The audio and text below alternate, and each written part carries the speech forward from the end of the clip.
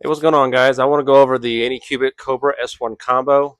I've seen a lot of people put out some reviews on it. I haven't really seen a long, I say, reliability review. I've gotten a little over 360 hours on this one of print time. Um, I wrote down a list of actually some pros and cons if you're looking at buying one. Um, First of all, I want to go over the cons first. Some of the cons, it's a lot shorter list than the pros. So the cons first is loud and noisy. It's not that loud per se. It is louder than people make it to believe. The only loud part on it really is going to be the Z-axis moving up and down. As far as I know, I'm the only one that has this kind in my household. I do have a P1S that's pretty quiet, but that's not really noise that you're going to hear is the movement of the Z-axis going up and down. The dryer function, you will hear that when you are drying, but that's going to be really with any dryer. It's just the fans blowing. Other than that, it is a pretty good machine. It's not going to drive you up the wall. If it is, put it in another room. Another thing on the cons is the nozzle compatibility. This has a brass nozzle, and if you go on Amazon or other places to get a hardened nozzle, there's a couple of issues. One is going to be the extruder gears are non-hardened. So yeah, you're going to get a hardened nozzle, but if you don't have hardened extruder gears, you're just going to wear out the gears. The brass nozzles you can pick up from Anycubic now. They sell them now on their website. They didn't used to when I bought it, but you can buy them now for $15. I believe it's $15 on their website and get it shipped over. It's just going to take a little time. So I do advise you to buy a nozzle when you buy the machine. That way you can have it. You're not really in a bind if you need one. The other nozzles they sell on Amazon, the thermistor and the heater, sometimes are not compatible to the machine. The machine will not function correctly. I did find a workaround. If you do pick up those nozzles, what I've done is when I do have a nozzle that does go bad, because they do glue the nozzle into the block, you can't really unscrew it, it just kind of breaks. But you can take out the thermistor and the heater and transfer it to the block you got on Amazon. I have done that and it has actually worked out. And I did use a hardened steel nozzle, but then I had some issues with heating. Of course, this has the brass, so it's printing PLA at 210 degrees Celsius, which is kind of cold for my liking. So when you do use a hardened nozzle, you're going to want to bump that up to at least 220 Celsius for it to print pretty good. Another thing on the cons, bed. A lot of people have some bed issues. I personally haven't had that much bed issues. Um, it's going to be a hit and miss, I guess, with any kind of company. My P1S, I do have first layer issues sometimes.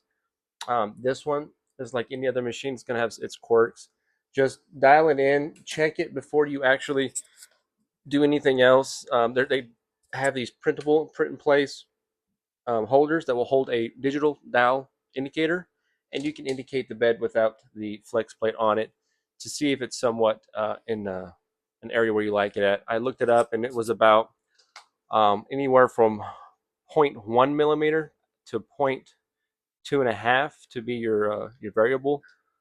Mine is a 0.2, and I thought I was going to have an issue. I actually made some first layer tests. So I'll go over. So here's the first layer test, and this is going to be with the bed level switched on. Okay.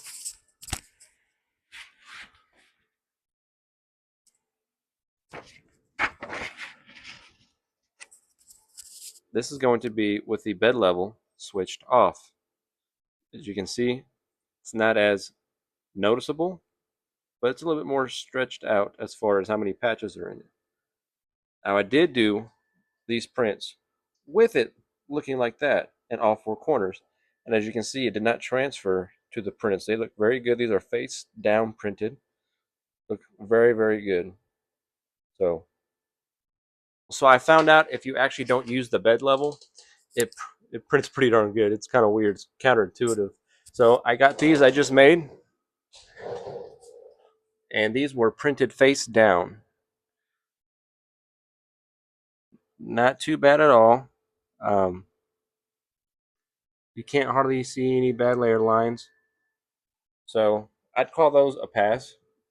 Looking pretty good. This is very harsh LED lighting that we're looking through, so it's going to pick up any imperfection that's on there. Okay, so pros: multicolor. Does multicolor. You have the Ace Pro. The combo works great. I suggest if you're going to buy one, to buy the combo, because the way they work together, the price is much cheaper. It's five right now. They're running a sale right now, so $5.69, and they include the taxes and shipping in with the price. So $5.69, you get it shipped. These are going for, I think, $250 on Amazon just for the Ace Pro. So this puts this right around $300. Very comparable to the Elegoo Centauri Carbon right now, going for $299. Another thing is the speed. It's pretty quick. It does a good job. If I put the same job in the Anycubic and the same job in my P1S, the Anycubic will probably finish, if it's a 5 hour print, it'll finish maybe 10 minutes after the P1S. So it's pretty good. If you're going to do a big multi-print and you want to split up the job between two printers, this does a great job. So you're good with that. Nozzle change. It has a pretty quick nozzle change. You just pop the cover off, and it's just a little lever you pull down and unplug it. The plug in the back is kind of a pain to get to. They do sell a printable kind of a device that will unplug it. It helps out if you can't see it. Other than that, you want to make sure when you do put the new nozzle in that you seat, it's got a shoulder, so you want to seat it all the way to that shoulder where it's flush. That way it's not protruding down any further than it needs to. Another positive with the Ace Pro is the drying function. You can actually dry while you're printing. Um, that in itself is pretty good. I don't do it a whole lot. I have a dedicated dryer, but when I am drying, let's say they stay in the box, so I'll turn the dryer on maybe once a week for about 8 hours, and never had a problem. So that's pretty good. Chamber light, the light that's in the chamber is another pro. Bamboo has one on the side. Elegoo has one on the side. Anycubic actually put it up in the front where we like it, where it's aiming towards the print. So that's always great to have. And last but not least, the build plate. So the build plate area is a 250 by 250 by 250 square. What's really nice is you can take a build plate from, go over here, a 256 square, either from an Elegoo Centauri Carbon or from a Bamboo P1S, and it fits perfectly.